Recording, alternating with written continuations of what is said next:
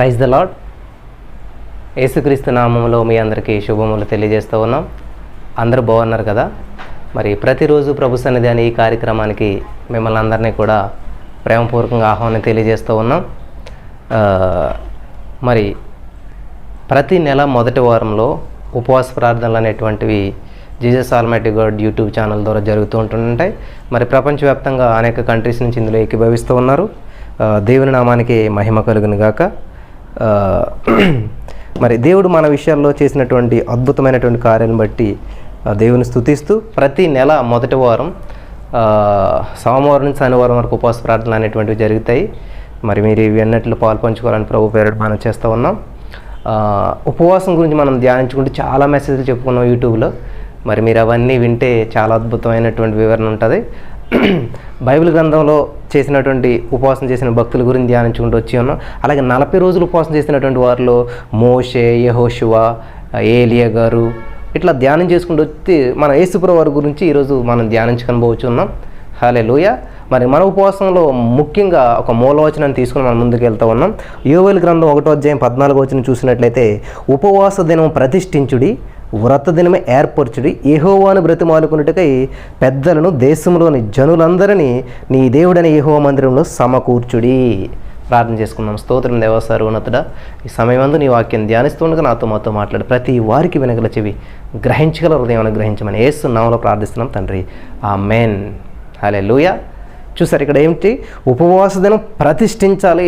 అది ప్రత్యేకించబడింది, అది ప్రతిష్ఠించబడింది, దాన్ని ఎవరు ముట్టుకోకూడదు, అది ప్రతిష్ఠితము దేవునికి అంటారంటే ఉపవాస దినం అనేటువంటిది ప్రతిష్ఠించబడినటువంటి దినంగా మనం ఏర్పాటు చేసుకోవాలన్నమాట. వ్రత దినం ఏర్పాటు చేయాలి. యెహోవాను బతిమాలుకొనుటకై పెద్దలను దేశంలో జనులందరినీ నీ దేవుడిని యెహోవా మందిరంలో సమకూర్చుడి. హల్లెలూయా. దేవునికి స్తోత్రం కలుగును గాక.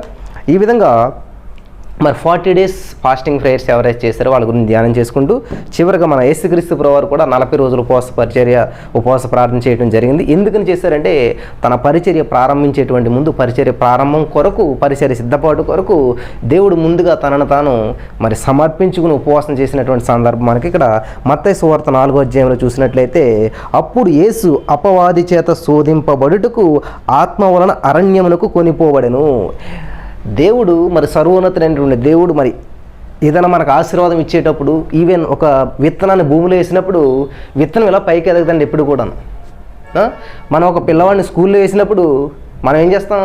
వాడికి పెట్టుబడి పెడతాం. మనం స్కూల్లో పిల్లవాడు వేసినప్పుడు మనం ఏం చేస్తామంటే పుస్తకాలు కొనిస్తాం, అన్నీ చేస్తాం, డబ్బులు పెట్టుబడి పెడుతుంటుంటాం.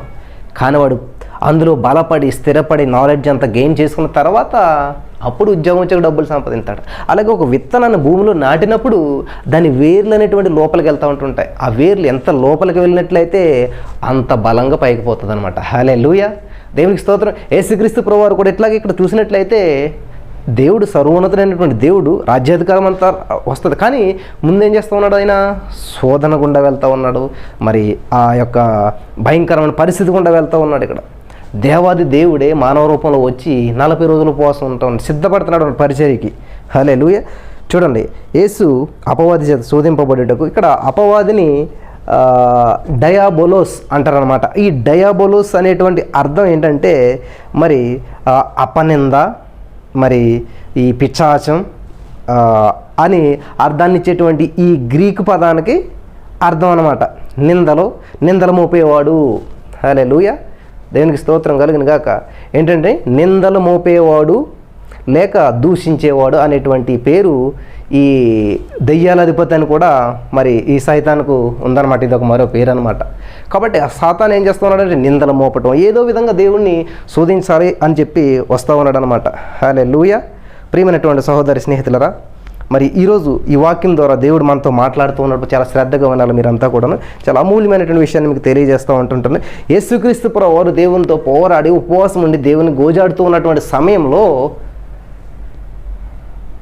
అనుకుంటాం మనం, దేవుళ్ళు ఎక్కువ ప్రార్థన చేస్తే ఆశీర్వాదం వస్తుంది, దేవుడి సన్నిధికి వెళ్తే దేవుని వస్తుంది, దేవుడిని నమ్ముకుంటే శాంతి ఉంటుంది, సమాధానం ఉంటుంది అనుకుంటూ ఉంటారు చాలామంది. మంచిదే ప్రియులరా. ఇక్కడ యేసుక్రీస్తు ప్రభువారు 40 రోజులు ఉపవాసం ఉన్న తర్వాత జరిగింది ఏంటంటే సాతాను ప్రత్యక్షమైందంట. హల్లెలూయా. ఈరోజు చాలామంది దేవుని సన్నిధిలో బాగా ప్రార్థన చేసిన తర్వాత శోధన వస్తుంటుంది, బాగా ప్రార్థన చేసిన తర్వాత ఉన్న సమస్యల కంటే ఎక్కువ అవుతుంటుంటాయి. అదేంటి దేవుడిని నమ్ముకుంటే కష్టాలు పోతాయి అనుకున్నానే, దేవుడిని నమ్ముకుంటే సమస్యలు పోతాయి అనుకున్నానే, దేవుడిని నమ్ముకుంటే ఇంకా నేను ఆనందంగా ఉంటాను అనుకున్నాను, కానీ ఏంటి సమస్యలు అసలు ఏం అర్థం కావట్లేదు. చాలామంది చెప్పారు నాకు యేసుప్రభువుని నమ్ముకుంటే మీ సమస్యలు పోతాయండి, యేసుప్రభువుని నమ్ముకుంటే మీకు ఉన్నటువంటి ఆర్థిక సమస్యలు పోతాయండి, యేసుప్రభువుని నమ్ముకుంటే మీకు ఉద్యోగం వస్తుందండి, యేసుప్రభువుని నమ్ముకుంటే మీకు సర్వం సమకూర్చబడుతుందని చెప్పారే.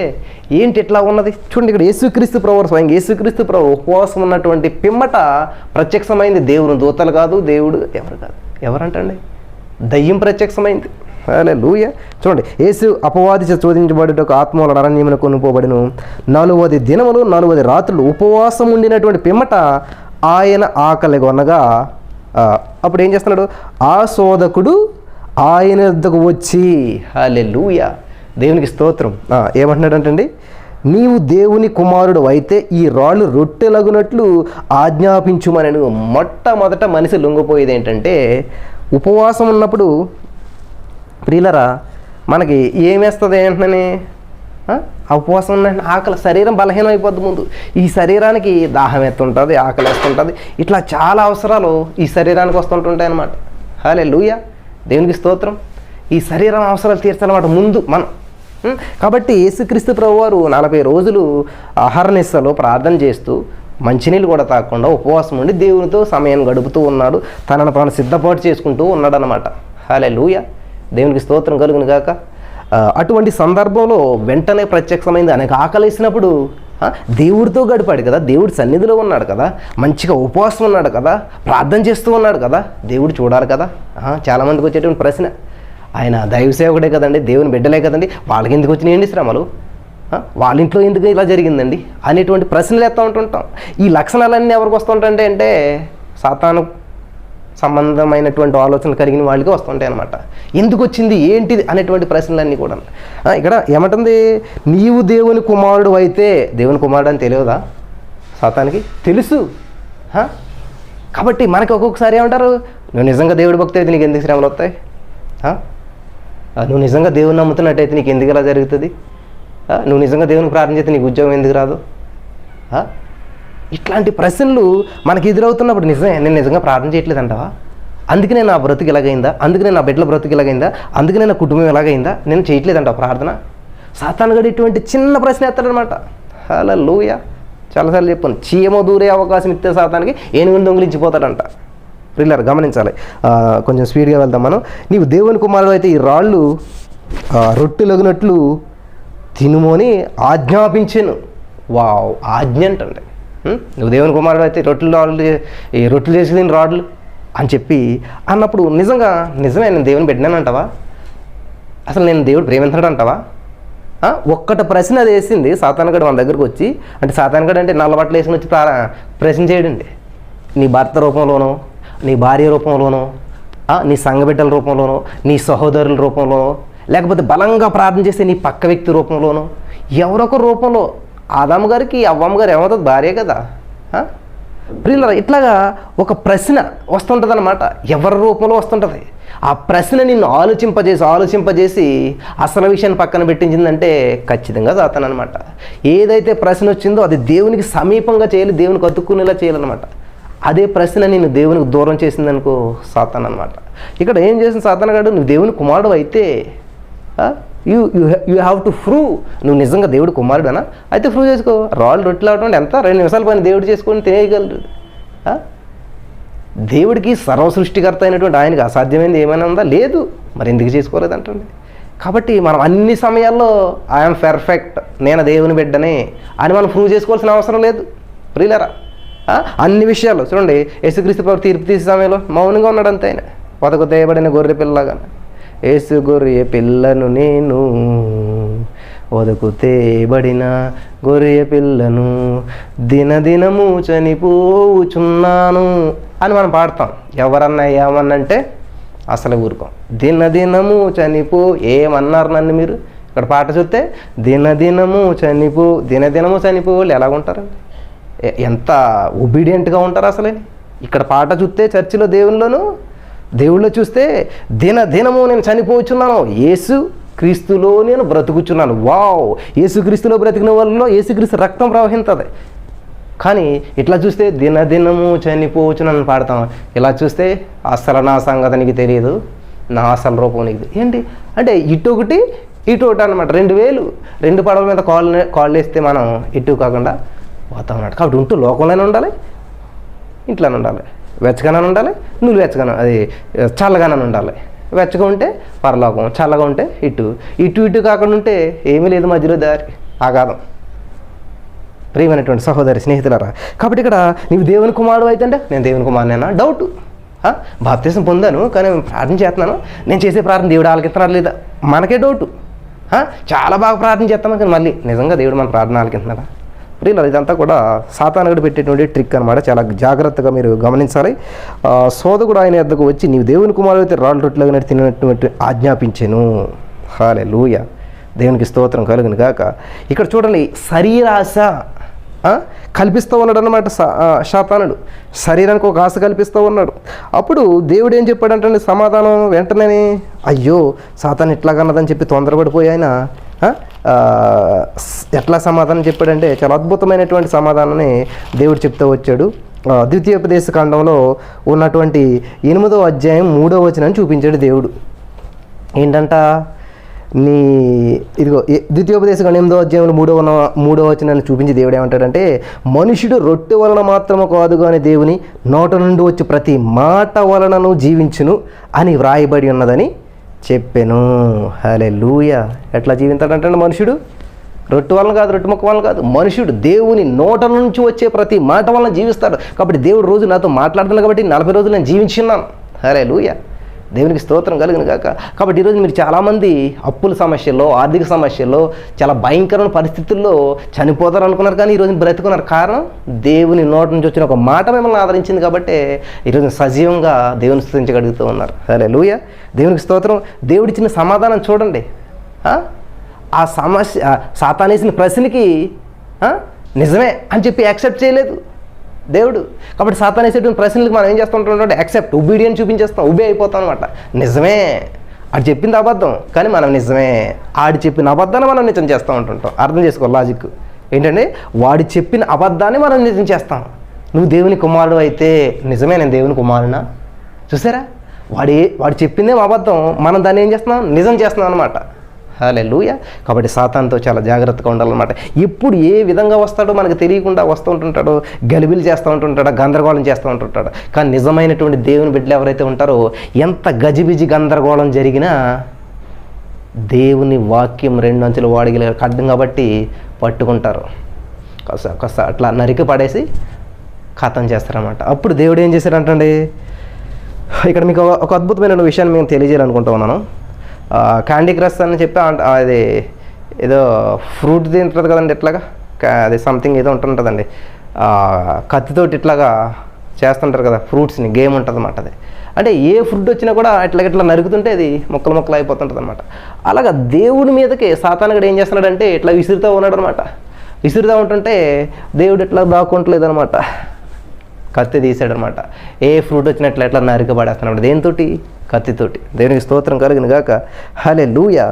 చూడండి, యేసుక్రీస్తు ప్రభువు వాక్యం చూపిస్తూ ఉన్నాడు అనమాట. కాబట్టి మన వాక్యానుసారంగా ఎప్పుడైతే హృదయం నిండి ఉన్న దాన్ని బట్టి నోరు మాట్లాడుతుందంట. మన హృదయం నిండి ఉన్నది అనుమానంతో, ఆందోళనతో, భయంతో, అధైర్యంతో, ఇట్లతో నిండి ఉన్నప్పుడు భయం వేస్తుంది అనమాట. నిజమే, ఇట్లా భయపడుతూ ఉంటాం అన్నమాట. కాబట్టి ఎప్పుడైతే వాక్యంతో నిండి ఉన్నదో అక్కడ వచ్చిన ప్రశ్నకి జవాబు వాక్యం వస్తుంది అన్నమాట. మన మాట రాదా, మన మైండ్ ఉపయోగపడదు, వెంటనే వాక్యం ఇట్లా బయటకు వచ్చేది అనమాట. హల్లెలూయా. ఎందుకంటే హృదయం నిండి ఉన్న దాన్ని బట్టి నోరు మాట్లాడుతుంది. యేసు ప్రభువారు ఏమైనారు, God is love, God is ఆది ఎందు వాక్యం ఉండిన వాక్యం దేవుడే. కాబట్టి సమాధానం కలిగిస్తున్నాడు. దేవుడు మా వాక్యంతో సమాధానం ఇస్తూ ఉన్నాడు అనమాట. హల్లెలూయా. దేవునికి స్తోత్రం కలుగును గాక. కాబట్టి మనుషుడు మాట వలన కాదు కానీ దేవుని నోటి నుంచి ప్రతి మాట వలన జీవించనని చెప్పినప్పుడు అంతటి అపవాది పరిశుద్ధ పట్టణమునకు ఆయన తీసుకుని పోయి దేవాలయ శిఖరం ఆయన నిలబెట్టి నీవు దేవుని కుమారుడు అయితే క్రిందకు దుముకుము అని చెప్పి, ఓహో ఈయన వాక్యాలు ఉపయోగిస్తున్నాడా, సరే అయితే మనకే తెలుసు కదా అని చెప్పి 91వ కీర్తనలో 11, 12 వచనాలు ఏముందో తెలుసా నీకు అని చెప్పి సాతానుగాడు ఎవరికి, యేసుక్రీస్తు ప్రభు వారికి సువార్త చెప్తున్నాడంటే, యేసుక్రీస్తు ప్రభు వారికి బోధిస్తూ ఉన్నాడంటే ఏమని, నీ పాదమే ఆయన నిన్ను గుర్చి తన దూతలకు ఆజ్ఞాపించును, నీ పాదం ఎప్పుడైనను రాతికి తగలకుండా వారు నిన్ను చేతులతో ఎత్తుకుందురు అని వ్రాయబడి ఉన్నదని ఆయనతో చెప్పాను. హల్లెలూయా. ఎంత కన్ఫ్యూజన్ చూసారా? వాక్యాలను ఉపయోగించి కన్ఫ్యూజ్ చేస్తుంటారు చాలామంది. అక్కడ వాక్యం ఎలాగుందో తెలుసా? అసలు దేవుడు ఎవరో తెలుసా? యేసుక్రీస్తు ప్రభువారు దేవుడు కాదు, యెహోవాయే దేవుడు. కాబట్టి ఈయన ఒక మార్గం మాత్రమే. లేకపోతే ఇట్లా చాలా వేరియేషన్స్ చాలా వస్తుంటాయి అనమాట. కన్ఫ్యూజ్ అయిపోతాం మనం. నిజమే, బైబిల్ ఎలాగ ఉంది కదా, ఇదే కరెక్ట్. ఇట్లా సాతానుడు ఏం చేయడు, వాక్యం పట్టుకొచ్చాడు. అదిగో 91 కీర్తనలో 11 దేవదూతలు పట్టుకుంటాయంటే నువ్వు దూకు, ఏమవదు అని చెప్తుంటుంటే అప్పుడు దేవుడు ఏం చేస్తున్నాడు, నిజమే కదా, వాక్యంలో ఉంది కదా, బైబిల్లో ఉంటే ఇంకా డౌట్ ఏంటి అనుకోకుండా చూడండి ఏం చేస్తున్నాడు ఆయన. ప్రభువు అయిన ద్వితీయోపదేశకాండం 6వ అధ్యాయం 16వ అధ్యాయం నువ్వు చదవలేదా? 91 కీర్తనలు నువ్వు చూసావు కానీ మరి ద్వితీయోపదేశకాండం 6వ అధ్యాయం 16వ వచనం ఏముందో తెలుసా నీకు అని చెప్పి దేవుడు ఏమంటున్నాడు, ప్రభువు అయిన నీ దేవుని నీవు శోధించవలదని చెప్పి మరి ఒక చోట వ్రాయబడి ఉన్నదని నీకు తెలియదా అని చెప్పాడు అన్నాడు. అక్కడితో ఆగట్లేదు. సాతానుగాడు ఏంటంటే ప్రియులారా, సిగ్గులేనటువంటి వాడు. ఎన్నిసార్లు ఓడించినా కూడా మళ్ళీ యుద్ధానికి వస్తుంటాడు. ఓడిపోయాడు. ఎప్పుడైనా ఓడిపోయినాడు ఏం చేస్తాడు, తోక ముడిసి వెళ్ళిపోయాడు, ఆడు వెళ్ళిపోడు, సిగ్గులేని అనమాట. ఓడిపోయినట్టు ఓడిపోతాడు, మళ్ళీ వస్తుంటాడు, ఓడిపోతుంటాడు, మళ్ళీ వస్తుంటాడు. హల్లెలూయా, దేవునికి స్తోత్రం. మరొకసారి వచ్చి ఏం చేయడు, కొండ మీదకి ఆయన తోడుకొని పోయి ఈ లోక రాజ్యములన్నిటినీ వాటి మహిమను ఆయనకు చూపి నీవు సాగిలపడి నమస్కారం చేసిన ఎడల వీటినన్నిటినీ నీకు ఇచ్చేదనని చెప్పగా యేసు వానితో, సాతానా పొమ్ము, ప్రభు అయిన. అప్పుడు మళ్ళీ ఏం చేస్తున్నాడు, ఈ రాజ్యాలన్నీకి ఇస్తాను, నాకు మొక్కు అంటే ఇండైరెక్ట్గా వాడికి మొక్కించుకోవటం, ఇండైరెక్ట్గా వాడికి పొగిడించుకోవటం, ఇండైరెక్ట్గా సాతానుగాడికి ఆరాధన చేయించుకోవటం, వర్షిప్ చేయించుకోవటం, నమస్కారం చేయించుకోవడం చాలా ఇష్టం అనమాట. కాబట్టి దేవుని కుమారుని నాకు మొక్కు అంటుందన్నమాట. హల్లెలూయా. సారీ, సాతాను ఎప్పుడు ఆడదు కదండి, మగోడే. అసలు దేవుని దూతలందరూ కూడా మగవాడే. మనం వాడుక భాషలో ది అని వాడుతుంటున్నాం, అలాగే ఎప్పుడు వాడకూడదు. సాతానుగాడు, పరిశుద్ధాత్మ దేవుడు, పరిశుద్ధాత్మ వచ్చింది పోయింది ఇట్లా అనకూడదు అనమాట. పరిశుద్ధాత్మ దేవుడు, ఓకే, క్లారిఫై చేసుకోండి అంతా కూడా. ఇక్కడ పరిశుద్ధాత్మ దేవుడు మరి యేసుక్రీస్తు ప్రభువు దగ్గర ఎలా మాట్లాడుతున్నాడంటే 6వ అధ్యాయం 3వ వచనం నువ్వు చదవలేదా? అక్కడ ఏముంది, ప్రభు అయిన నీ దేవుని మృక్కి ఆయన మాత్రం సేవించవలను అని వ్రాయబడి ఉన్నదని చెప్పినప్పుడు అంతటా అపవాది ఆయన విడిచిపోయాడు. ప్రియులారా, ఈ విషయాన్ని మీకు ఎందుకు గుర్తు చేస్తా ఉన్నానంటే మరి ఒకసారి గుర్తు చేసుకోవాలి. మనకి ఇది ఎట్లాగంటే మనకందరికీ క్రికెట్ మ్యాచ్ మీకు అందరికీ ఐడియా ఉన్నది కదా. ఈ క్రికెట్ మ్యాచ్ ఎట్లా ఉంటుంది, వెనకాల 3 వికెట్లు ఉంటాయి. క్రికెట్ ఆడేటువంటి వ్యక్తికి చేతిలో ఒక బ్యాట్ ఉంటుంది, నెత్తి మీద ఒక హెల్మెట్ ఉంటుంటుంది. ఇతను నుంచుని బ్యాటింగ్ చేస్తుంటాడు అనమాట. అటువైపు ఏం చేస్తుంటాడు, ఒక బౌలర్ ఉంటాడు. ఆ బౌలర్ ఏం చేస్తాడు, స్పీడ్ బాల్ వేస్తాడు, స్పిన్ బాల్ వేస్తాడు, డిఫరెంట్ బాల్స్ వేస్తుంటుంటాడు అనమాట. అప్పుడు వేసినప్పుడు ఎలా ఉంటుందంటే అతని టార్గెట్ అంతా కూడా వికెట్ పడగొట్టాలి. హల్లెలూయా. ఇతని టార్గెట్ అంతా కూడా ఎట్లాగని బాల్ని 4 or 6 కొట్టాలి అనేటువంటి ఆలోచన ఉంటుంది. ఇక్కడ మీరు గమనించినట్లయితే ఇక్కడ యేసుక్రీస్తు ప్రభు వారికి సాతానుగాడికి క్రికెట్ మ్యాచ్ జరుగుతుందన్నమాట. హల్లెలూయా. ఇక్కడ బ్యాట్స్మెన్ ఎవరంటే యేసుక్రీస్తు ప్రభు వారు అనమాట. బ్యాట్ పట్టుకుని నుంచున్నాడు అనమాట. ఆయన నుంచుంటే సాతానుగాడు బౌలింగ్ చేస్తూ ఉన్నాడు అనమాట. సాతానుగాడు ఉద్దేశం ఏంటి, ఎలాగైనా ఈయన పడగొట్టాలి, ఎలాగైనా ఈయన వికెట్ పడగొట్టాలి అని సాతానుగాడు చూస్తూ ఉన్నాడు అనమాట. హల్లెలూయా. యేసుక్రీస్తు ప్రభువు ఏం చేస్తూ ఉన్నాడంటే ఏ బాల్ వేసినా కూడా కొట్టడానికి సిద్ధంగా ఉన్నాడు అనమాట. ఎందుకంటే ఆయన చేతిలో బ్యాట్ ఉన్నది. ఆయన మంచి బ్యాట్స్మెన్, ఎప్పుడు ఏ బాల్ని ఎలా మలచాలంతా తెలిసినటువంటి నిపుణత కలిగినటువంటి వ్యక్తి అనమాట ఆయన. హల్లెలూయా, దేవునికి స్తోత్రం. అటువంటి సందర్భంలో యేసుక్రీస్తు ప్రభు వారికి సాతానుగా జరిగిన మొట్టమొదటి మ్యాచ్ ఏంటంటే ఇదన్నమాట, క్రికెట్ మ్యాచ్. హల్లెలూయా. చూడండి, ఇప్పుడు సాతానుగాడు ఏం చేస్తున్నాడు, బౌలింగ్ చేస్తూ ఉన్నాడు. ఆ బౌలింగ్ చేస్తూ ఉన్నప్పుడు చూడండి, సాతానుగాడు ఎవరిని మిరింగుదినా అని చెప్పి గర్జించు సింహం వలె చూస్తూ ఉన్నాడంట. సాతానుగాడు ఉద్దేశం ఏంటి, వికెట్లు తీసుకోవడం అనమాట. ప్రతి వికెట్ని తీసి పడితే అవుట్ చేసి పడేయచ్చు అని చెప్పేసి. కానీ ఇక్కడ బ్యాట్స్మెన్ ఎవరన్నది సరిగ్గా తెలుసుకోలేకపోయాడేమో సాతానుగాడు. యేసుక్రీస్తు ప్రభువు బ్యాటింగ్ దిగారనమాట. కాబట్టి మనం కూడా ఈ రోజుల్లో చాలా సమస్యలు ఎదురవుతాయి. ఇప్పుడు బాల్ అనేటువంటిది ఏంటి, అక్కడ నుంచి చూస్తున్నప్పుడు అదొక సమస్య. హల్లెలూయా. బాల్ వస్తూ ఉంది, అది ఎట్లా వస్తుంది, స్పిన్ గెర తిరుగుతూ వస్తుంది, చాలా స్పీడ్గా వస్తుంది. కాబట్టి దానివైపు చూసి మనకి హార్ట్ బీట్ స్పీడ్ అవుతుంటుంది, గుండె కొట్టుకుంటుంటుంది, భయం వేస్తుంటుంటుంది. అమ్మో, ఇది ఎక్కడ వికెట్లు తగిలేస్తుందో, ఎక్కడ నేను డెడ్ అయిపోతాను, డెక్అవుట్ అయిపోతాను, నా జీవితం కొలాప్స్ అయిపోతుంది అనేటువంటి భయం ఉంటుంది. కానీ మనకు బ్యాటింగ్ వచ్చినట్లయితే భయపడం అనమాట. వస్తుంది ఆ బాల్ నేను 6 కొడతాను అనేటువంటి ఆలోచన ఉంటుంది అనమాట. దేవునికి స్తోత్రం కలుగును గాక. కాబట్టి ఆ బాల్ను చూసి భయపడవచ్చు, ఆందోళన చెందవచ్చు, చాలా టెన్షన్ పడవచ్చు. కానీ అదే బాల్ని మనం ఏం చేయొచ్చు అంటండి, చూడండి ఆ బాల్ అక్కడ ఉందని చెప్పి ఒక శోధన మన వైపు దూసుకుంటూ వచ్చేస్తుంది దగ్గరకు వచ్చేస్తుంది అనమాట. అప్పుడు దాన్ని ఎలాగ ఎదుర్కోవాలంటండి, నడుమెట్ట కాళ్ళెట్ట చేతులెట్ట అడ్డుకుంటే పాయింట్స్ రావు. మరి ఎట్లా ఎదుర్కోవాలి, కేవలం బ్యాట్తో కొడితే మాత్రమే అది 6 వెళ్తుంది, ఇంకా దేన్ని ఉపయోగించినా 6 వెళ్తుంది అనమాట. హల్లెలూయా, దేవునికి స్తోత్రం. కాబట్టి ఈ లోకంలో బాల్ అనేటువంటిది ఒక సమస్య, ఆర్థిక సమస్య అవ్వచ్చు, అనారోగ్య సమస్య అవ్వచ్చు, ఏదైనా సమస్య అవ్వచ్చు. అటువంటి సమస్యలు దూసుకుంటూ వస్తుంటాయి మన దగ్గరికి. హల్లెలూయా, దేవునికి స్తోత్రం. ఎవరు వేస్తారంటే సమస్యల్ని? అబద్ధికుడు, అబద్ధాల జనకుడు. ఎవడంట? ఎప్పుడు మనల్ని పడగొట్టాలా, ఎప్పుడు మనల్ని మృంగేయాలని చూసినట్టు అపవాది అనమాట. అపవాది ఏం చేస్తుంటాడు, బాల్ వేస్తుంటాడు నీ మీద నా మీద కూడా. అనారోగ్యం అనేటువంటి బాల్ వేస్తుంటుంటాడు. హల్లెలూయా, ఆర్థిక సమస్యలు బాల్ వేస్తాడు, నిరుద్యోగం అనేటువంటి బాల్ వేస్తుంటుంది. ఈ బాల్ కనుక మన వికెట్లకు తగిలిందంటే కొలాప్స్ అయిపోతుంటూ ఉంటుందన్నమాట. హల్లెలూయా, అవుట్ అయిపోతాం. స్టేడియంలో నిలబడడం, ఇంకా దేవుని సందులో నిలబడలేము. ఇంకా గమనించాలి ప్రియులారా.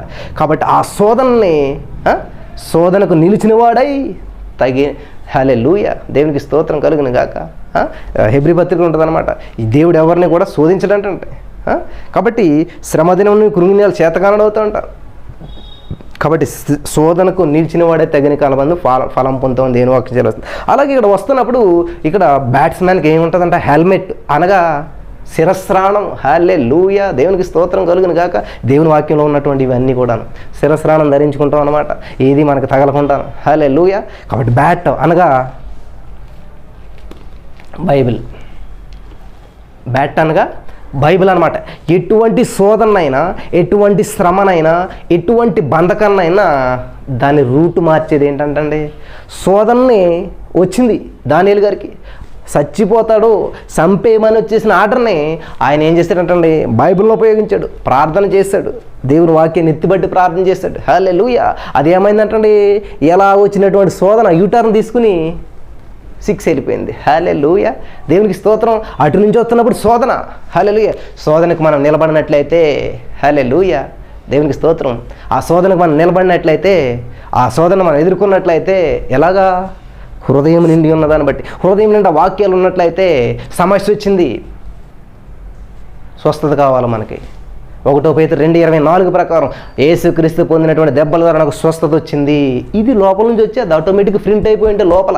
అంతేగాని ప్రభువా నీ చిత్తమైతే నన్ను స్వస్థపరచు, నన్ను బాగు చేయి అని చెప్పి మనం ప్రార్థన చేయం. ఎందుకని హృదయంలో నిండిపోయింది, ప్రింట్ అయిపోయింది వాక్యం. 1 పేతురు 2:24 ఏముందంటే, నీవు పొందిన దెబ్బల ద్వారా స్వస్థత పొందుతుని.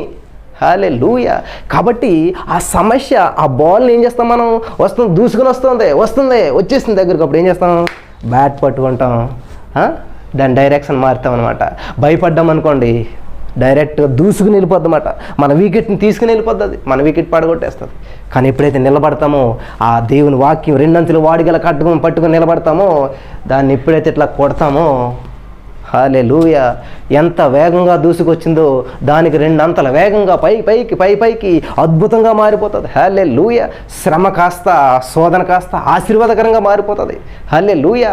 ఏ బాల్ అయితే మనం అవుట్ చేయడానికి వచ్చిందో అదే సిక్సర్.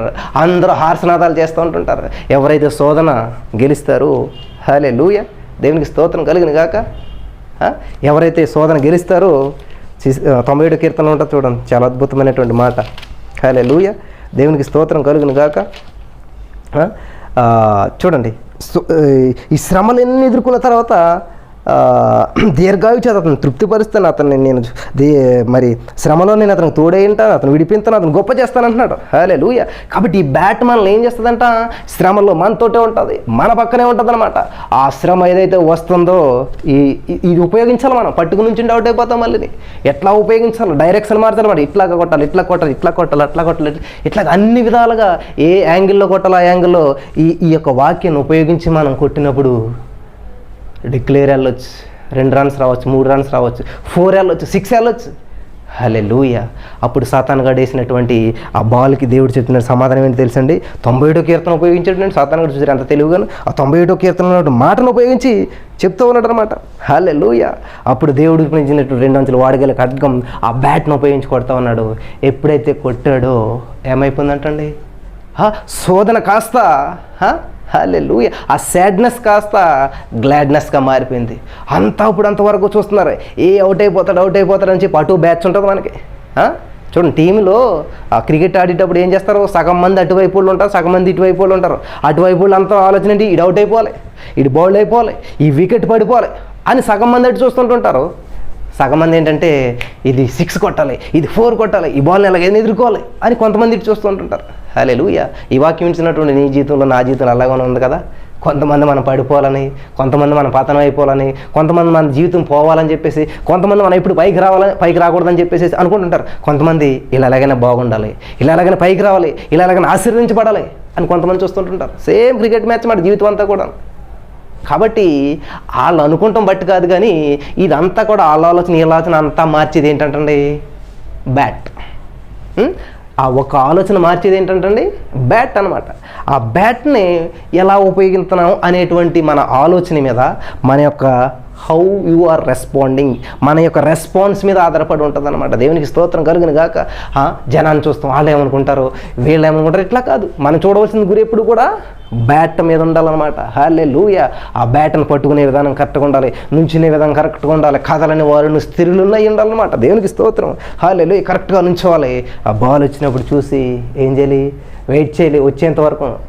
శోధన రాకముందే అదురుబడి నడిచిన వాడు దారి తొలగిపోతాడు.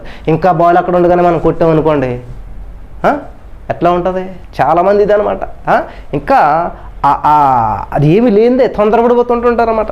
అట్లాంటప్పుడు ఏం చేయాలి, బాల్ ముందు కొట్టి, బ్యాట్ ముందు కొట్టితే బాల్ వచ్చి ఇలాగా వికెట్లు పడగొట్టి నిలిపోద్ది అనమాట. చాలా ఇవి జరుగుతూ ఉంటాయి మన జీవితంలో.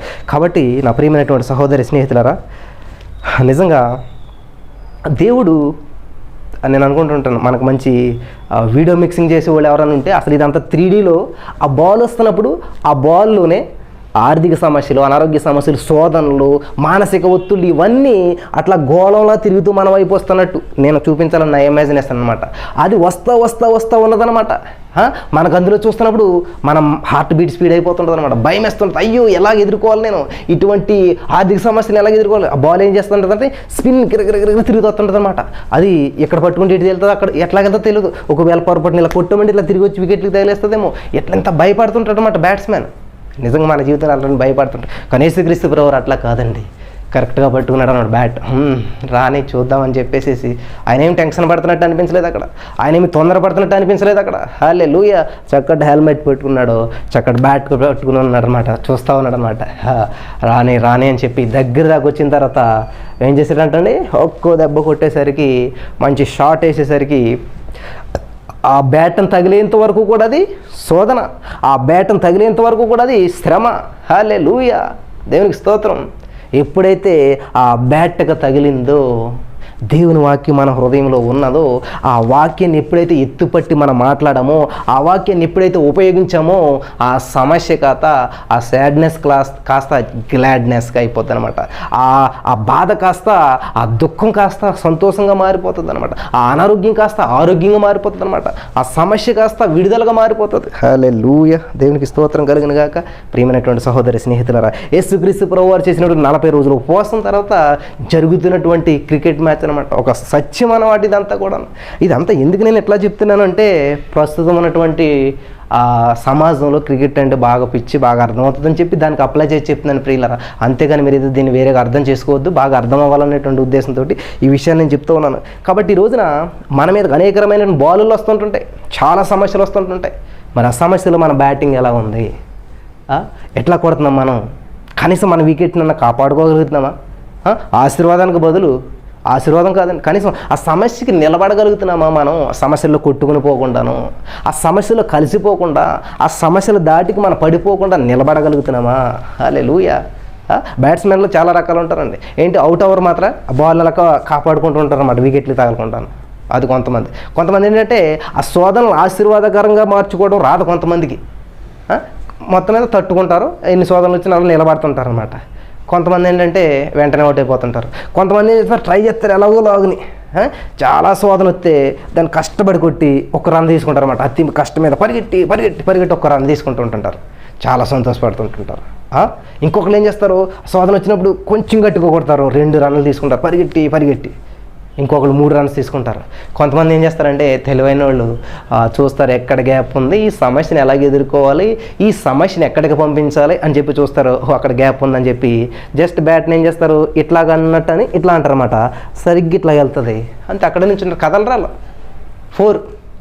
ఇంకా తెలివైన వాళ్ళు ఏం చేస్తారు, వేసే ఇలాంటి వాళ్ళు అయితే ఏం చేస్తారు, ఇదని సంగతి, ఇట్లా కొట్టినా పట్టి కూడా అట్లా కొట్టినా ఈడు సాతానుడు ఎక్కడికక్కడ కాస్తున్నాడు కాబట్టి అని చెప్పి ఏం చేస్తాడంటే ఆ బాల్ని దేవుడు పైకి కొడతారు అన్నమాట, 6. ఇంకెవరు అందుకోలేరు అనమాట.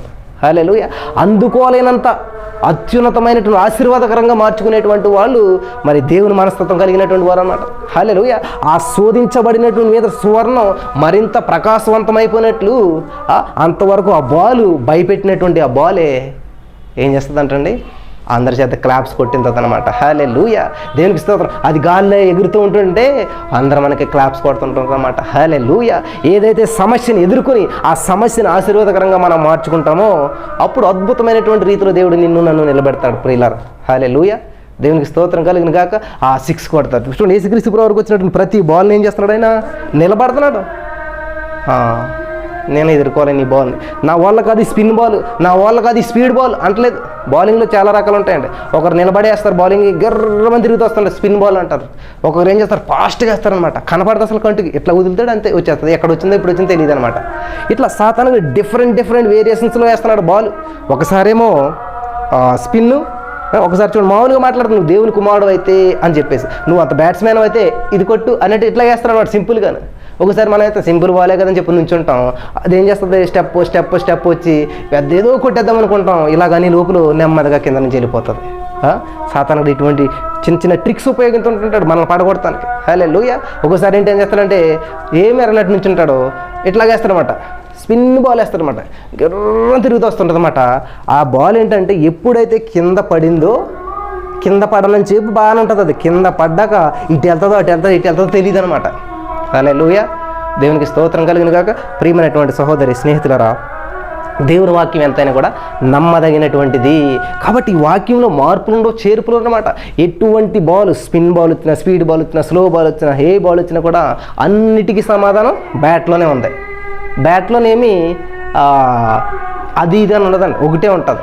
కానీ బౌలింగ్లో మాత్రమే speed ball, slow ball, spin ball, ఈ బాల్ ఆ బాల్ అని ఉంటాయన్నమాట. కానీ బ్యాట్ మాత్రం ఒకటే ఉంటుంది. ఏ బాల్కైనా, స్పిన్ బాల్ అయినా 6 కొట్టగలిగినటువంటి సామర్థ్యం బ్యాట్కు ఉంటుంది, స్పీడ్ బాల్ అయినా 6 కొట్టగలిగిన సామర్థ్యం బ్యాట్కు ఉంటుంది అనమాట. హల్లెలూయా. ఒక ప్రశ్న, బ్యాట్ అంటే బైబిల్ అనమాట. కాబట్టి బైబిల్లో ఉన్నటువంటి వాక్యాలను ఉపయోగించి చెప్పాలన్నమాట. ఏ సమస్య అయినా మనకు వచ్చినప్పుడు ఆ సమస్యను మనం బైబిల్ వాక్యాల ద్వారా మనం చెప్పగలుగుతున్నామా? బైబిల్ వాక్యాల ద్వారా మన సమస్యను ఎదుర్కోగలుగుతున్నామా? ఏ సమస్యకైనా పరిష్కారం ఇందులో ఉన్నదండి. శ్రమలు వచ్చినప్పుడు 91 కీర్తన 15 చదివితే, శ్రమలో నేను అతను తోడే ఉన్నాను, అతను విడిపిస్తాను, అతను గొప్ప చేస్తాను, దేవుని వాక్యం సెలవిస్తూ ఉంది. హల్లెలూయా. దేవునికి స్తోత్రం కలిగిన కాక. ఇక్కడ చూసినట్లయితే మరి దేవుడు చెప్తున్నాడు, ప్రభు అయిన నీ దేవునికి మొక్కి ఆయననే సేవించవలను, ఆయన మాత్రమే సేవించవలనని దేవుని వాక్యంలో నీకు సెలవదా అని చెప్పినప్పుడు ప్రియులారా, చాలా అద్భుతమైన విషయం మీకు ఇక్కడ చూపిస్తూ ఉంటాను నేను. చూడండి, క్రికెట్ మ్యాచ్లో ఎప్పుడైతే ఈ బ్యాట్స్మెన్ బాగా నిలబడి 6లు కొడతా ఉన్నాడో మ్యాచ్ ఏమవుతుంది, ఈ మ్యాచ్ నెగ్గుతుంది అనమాట. ఈ మ్యాచ్ నెగ్గినటువంటి మ్యాచ్లో మరి ఈయన ఉంటాడు కాబట్టి ఏం చేస్తాడు, అందరికంటే బాగా ఆడాడు, ధైర్యంగా నిలబడ్డాడు, ప్రతి సమస్యను ఎదుర్కొన్నాడు. హల్లెలూయా. కాబట్టి ఏం చేస్తారంటే చూడండి, ఇక్కడ అలాగా బౌలర్ ఏమైపోయాడు ఇప్పుడు. చూడండి, ప్రతి బాల్ 6 కొడుతుంటే అవతల వాళ్ళు అందరూ ఏం చేస్తారు, సరిగ్గా బౌలింగ్ చేయరా, ఏంటి అన్ని తిడుతుంటారు. అలాగా సాతానికి అంత అవమానం వచ్చేస్తుంది. సాతానికి అంతా కూడా చాలా అవమానం ఎదురైపోయినటువంటి పరిస్థితుల్లో ఏం చేశాడంటే అంతటా అపవాది ఆయనను విడిచిపోగా. హల్లెలూయా. 1వ బాల్ వేశాడు, 4 కొట్టాడు దేవుడు. 2వ బాల్ 6, 3వ ball 6, match win. Hallelujah. Man of the match ఎవరంట, వచ్చేసింది దేవుడికి. హల్లెలూయా. యుగ పురుషుడు ఒక బిరుదు వచ్చేసింది, సక పురుషుడు. హల్లెలూయా. ప్రపంచ చరిత్రని 2 భాగాలు చేసినటువంటి వ్యక్తి అని చెప్పి యేసుక్రీస్తు ప్రభువుకి పేరు వచ్చిందనమాట. ఇదిగో దేవదూతలు వచ్చి ఆయనకు పరిచర్య చేసి, ఎప్పుడైతే ఈయన మ్యాచ్ విన్ అయ్యాడో అందరూ వస్తారు, రీకాల్ పట్టుకుంటారు, పైకి లేపుతారనమాట. హల్లెలూయా. దేవునికి స్తోత్రం. ఈయన లేపుతారు, హార్స్నాదాలు చేస్తుంటుంటారు, అందరూ కూడా కేకలేస్తుంటుంటారు. హల్లెలూయా. చూసారా క్రికెట్ మ్యాచ్లో మీరు ఇవన్నీ కూడా. అలాగే యేసుక్రీస్తు ప్రభువు ఎప్పుడైతే నెగ్గాడో, నుంచున్నాడో, అప్పటి వరకు అంతా సాతానే బౌలింగ్ చేస్తూ ఉందన్నమాట. హల్లెలూయా. అప్పుడు ఎప్పుడైతే నెగ్గాడో, వెంటనే అందరూ వచ్చేసారనమాట. ఈ కాళ్ళు ఆ కాళ్ళు పట్టుకు లేపుతున్నారు, పైకి లేపుతూ ఉన్నారు. హల్లెలూయా, దేవునికి స్తోత్రం. తర్వాత పిలిచి ఏం చేస్తున్నారు, ఇంటర్వ్యూ చేస్తున్నారు అనమాట. మీరు ఎలా ఆడగలిగారు, ఎలా నిలబట్టగలిగారు, ఈ బాల్ ఎలా కొట్టారు, ఆ బాల్ ఎలా కొట్టారు అని ఇంటర్వ్యూ చేస్తూ ఉన్నారన్నమాట. Hallelujah, man of the match. Hallelujah, man of the match. ఈ వరల్డ్లో ఒకే ఒక్కడు అనమాట యేసుక్రీస్తు ప్రభువు. ప్రపంచ చరిత్రను 2గా డివైడ్ చేశాడు ఆయన.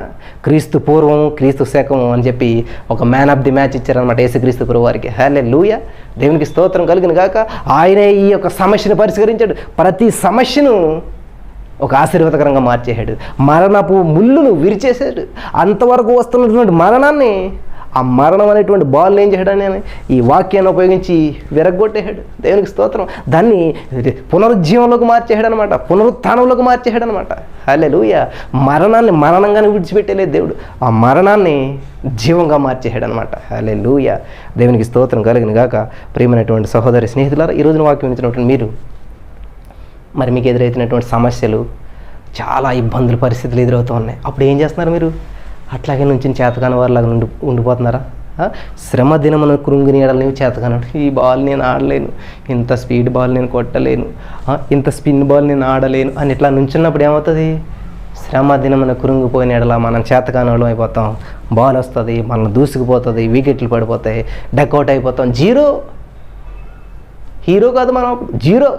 కానీ నిలబడి కొట్టినట్లయితే హీరో. హల్లెలూయా, దేవునికి స్తోత్రం. హీరో 6 కొడతాడనమాట.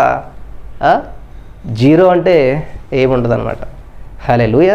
కాబట్టి యేసుక్రీస్తు ప్రభు వారు మనకి ఇచ్చినటువంటి మాదిరి ఏంటంటే, ఏ సమస్యను ఎదుర్కోవాలి, ప్రతి సోదరుని. హల్లెలూయా, ఆ మరణం అనేటువంటిది మీదకి వస్తున్నప్పుడు దేవుడు దాన్ని ఏం చేయడంటే బ్యాటింగ్ తోటి జీవం, హల్లెలూయా, పైకి పంపాడు. మరణం పాతాళానికి పంపుతుంది, మనల్ని జీవం పైకి లేపుతుంది అనమాట. ఆ మరణంలాగా వస్తున్నటువంటి బాల్ని కాస్త బయట కొట్టి 6. హల్లెలూయా, జీవం, పునరుత్థానం మార్చేసాడు అనమాట దేవుడు. ఆ బాల్ వచ్చి సమాధి చేయాలని చూసింది, కానీ దేవుడు దాన్ని ఏం చేయడంట, ఆ సమాధిలో నుంచి ఆ కిందకు వచ్చినటువంటి బాల్నే పైకి కొట్టాడు అనమాట. 6 పైకి వెళ్ళిపోయింది అనమాట. దేవునికి స్తోత్రం కలిగిన గాక.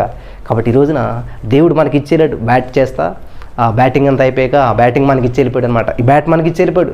ఇది ఆయుధం ఉపయోగించండి, మీకు ఏ సమస్య వచ్చినా దీన్ని ఉపయోగించుకోండి. శ్రమ దినమని కృంగొద్దు మీరు.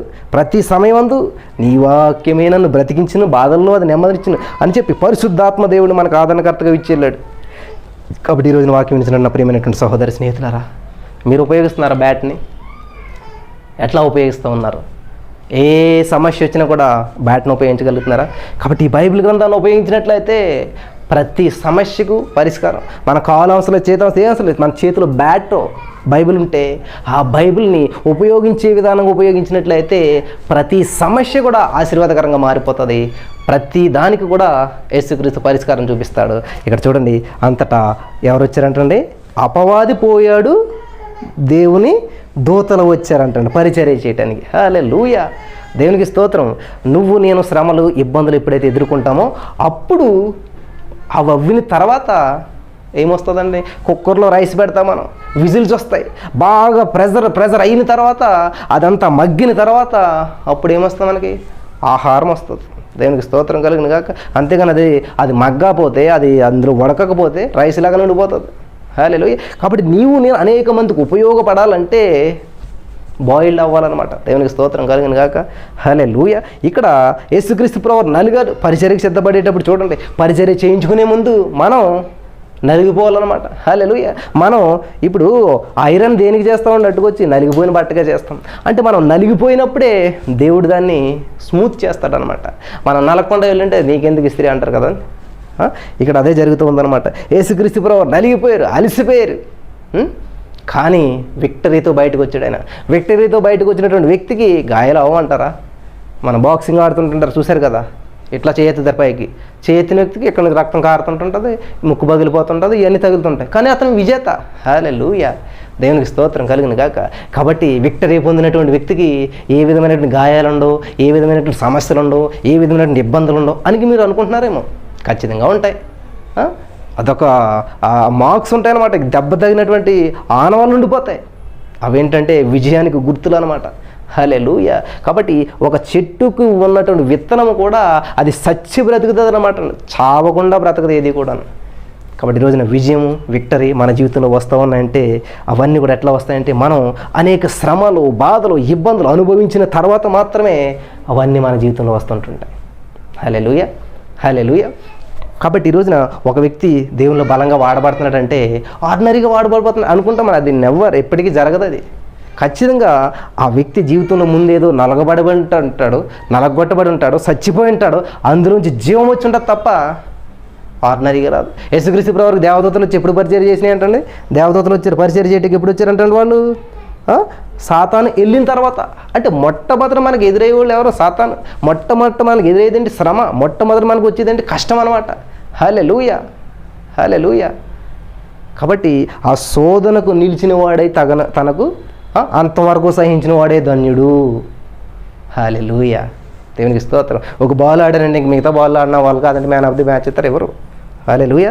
ప్రియులరా, ఇందులో మరి 3 భాగాలు ఉంటాయి: శరీరాశ, నేత్రాశ, జీవడం. ఇవన్నీ కూడా నేను ఈ యొక్క వారం అంతా కూడా ఇవన్నీ వివరించాలనుకుంటూ ఉన్నాను. కాబట్టి నీకు నాకు వస్తున్నటువంటి శ్రమల్లో మనం ఎలా రెస్పాండ్ అవుతూ ఉన్నాం, ఎలా రియాక్ట్ అవుతున్నాం అనేటువంటి చాలా ఇంపార్టెంట్ విషయం.